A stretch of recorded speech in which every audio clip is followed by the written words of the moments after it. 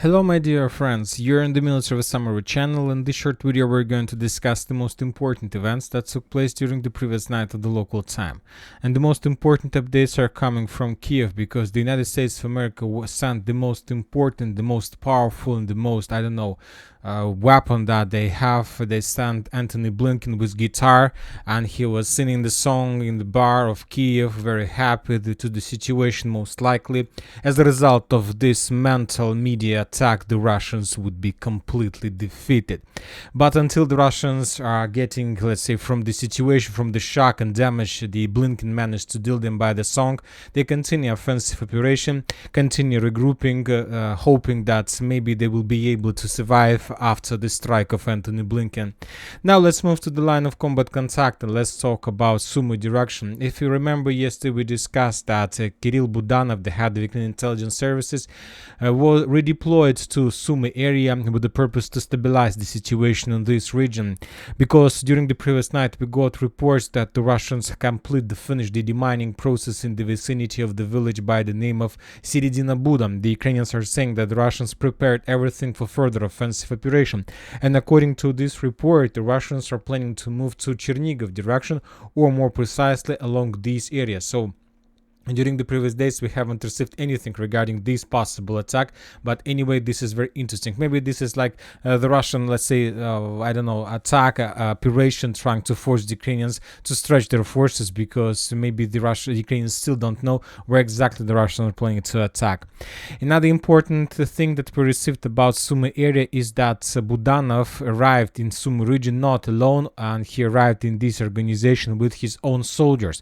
I'll remind you that under his responsibilities are the forces like Kraken, Timur Battalion, Russian Volunteer Corps, Belarusian Volunteer Corps, many other forces that were involved in defense of, let's say, Vovchansk. And once again, currently we haven't received any updates whether Budanov, let's say, arrived in Sumy alone or with his forces. But right after we got reports that Budanov arrived in Sumy, we start receiving updates that the Russians established complete control over the northern part of the stronghold. So most likely Budanov basically abandoned his positions, his area of responsibility with his squads, and moved to Sumy. And we can understand him, because the responsibility of creation of defense belt on this direction was, let's say, responsibility of the Ministry of Defense. And when his soldiers arrived in Vovchansk direction, they realized that there were no defense, and of course Budanov doesn't want to waste his people because of failure and mistake of other,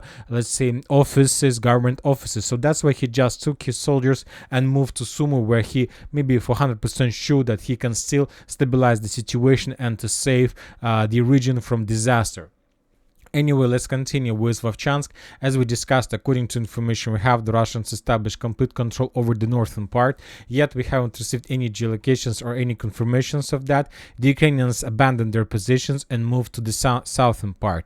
The Russians reported that this morning that currently the Russians control around 70% of the stronghold, and of course, if the Russians control 70%, of course, this entire map show completely, let's say, wrong information, because if the Russians control 70%, that means that some Russian squads and the first groups have already crossed Vovcha river and entered the Ukrainian side of the river.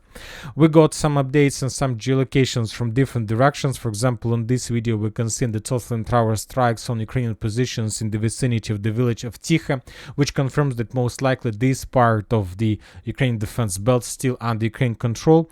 We have significant number of Lancet strikes in this direction. The Russians destroyed significant number of artillery systems, multiple launch rocket systems, lots of damage the Russians deal during the previous 24 hours, and the Russians continue hunting the Ukrainian forces, and we see that the Ukrainians can't show any resistance to the Russians. Now let's move further to the west. The sources reported that the Russians captured the village by the name of Staritsa, and most likely today the Ministry of Defense of Russian Federation will provide us this information confirming the Russian control over the territory. For now we will just keep this area as a gray zone, but if summarize everything, this approximately the current situation. Furthermore, we got reports that the Russians, the first advanced Russian troopers, let's say, start clashes for the village by the name of Izbitska. So most likely today we also can receive updates of this type. Now let's move to Lipsti. We have a lot of very interesting details. Today, the official Telegram channel of the group of forces north published a report that they established complete control over the village by the name of Gluboka and Lukyansk. If you remember, according to different reports we received yesterday from the sources on the ground, the Russians have bypassed these areas a long time ago, probably a few days ago, and during the previous 24-48 hours, the Russians were conducting clearing operation, and according to sources on the ground, this is approximately the territory that is under Russian control, including the forest, the highest point in the area, and the Lipsti residential area. So the Russians are pushing, and the Ukrainians suffer significant problems on the direction. Furthermore, we got different videos from the village by the name of Zelene, this one, which confirms that the Russians still haven't established complete control of the territory, because we got confirmations of how the Russians were bombing this territory, and we have few additional Lancet strikes in the same area that took place somewhere between the 12th of May till 15th of May, which also confirms that maybe the Russians still haven't, let's say, captured this territory. Anyway, this is not the process whether the Russians are able to do this or not. This is the process of time when exactly the Russians are going to do this. Very interesting details we continue receiving from the 79th Air Mobile Brigade, or Assault Brigade, that currently is located in the vicinity of Novomikhailivka. They published a lot of very interesting posts during the previous night. The first post was about the direction that the Russians answered Paraskovyevka, and most likely the Russians will clear this area today. And another important thing that the forces of 79th Brigade reported today is that Ukrainians are not going to fight for the borderlands and for the towns and the villages along the border. And he stated that the forces that were redeployed to Kharkiv direction from many other directions, including the forces of 79th Brigade, will stand on the line between Tsirkuny, Butyonkovo, Alexandrovka, Mikhailovka. So according to information we have, most likely due to the fact that Ukrainians haven't prepared defense belt, let's say, along the border, the Ukrainians probably will try to slow down the Russians along this line, and everything that located between this white line and the border will be captured by the Russians. And the only thing that this area can bring to the Ukrainians is time for preparation of, let's say, some fortifications around Kharkiv and concentration of forces in the same area. So once again, the Ukrainians, at least the forces of 79th Brigade, have already confirmed that the Ukrainians are not going to fight for the borderlands, and they will fall back, and they're already falling back towards Kharkiv. So most interesting updates just ahead of us. Now let's move to Chasiv Yar. We have updates that the Russians captured the Bogdanovka completely, and the farms and the hills on top. We have geolocations and confirmations from different mappers, including real geolocations confirming the Russian presence there. On this video we can see the movements of Russian forces under fire of Ukrainian FPV drones. So for now we still haven't received videos from the farms, but this is the only way how to get there. So that's why I believe, and most of the mappers have updated, that this territory is already under the Russians, and most likely today the Russians will enter Kalinovka itself, and the battle for this small village will begin. If the Russians are able to capture, then they will be able to get Seversky Donetsk Donbass Canal, and basically the Russians will have everything they need to begin the Chasiv Yar offensive operation. So as you can see, the situation is getting worse and worse for the Ukrainians.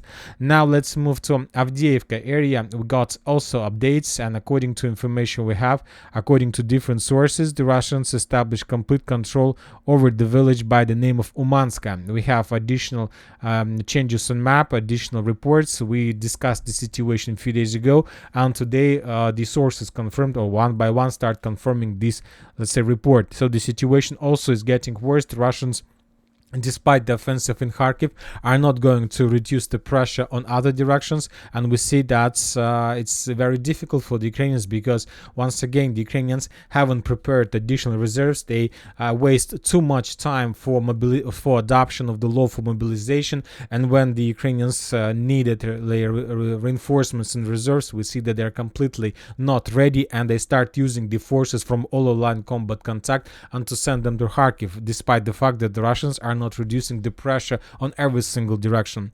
The sources reported that Ukrainians abandoned completely almost every single position in Krasnogorovka, and currently the main clashes are taking place in the northern part of the stronghold. So most likely this town is going to fall also very soon.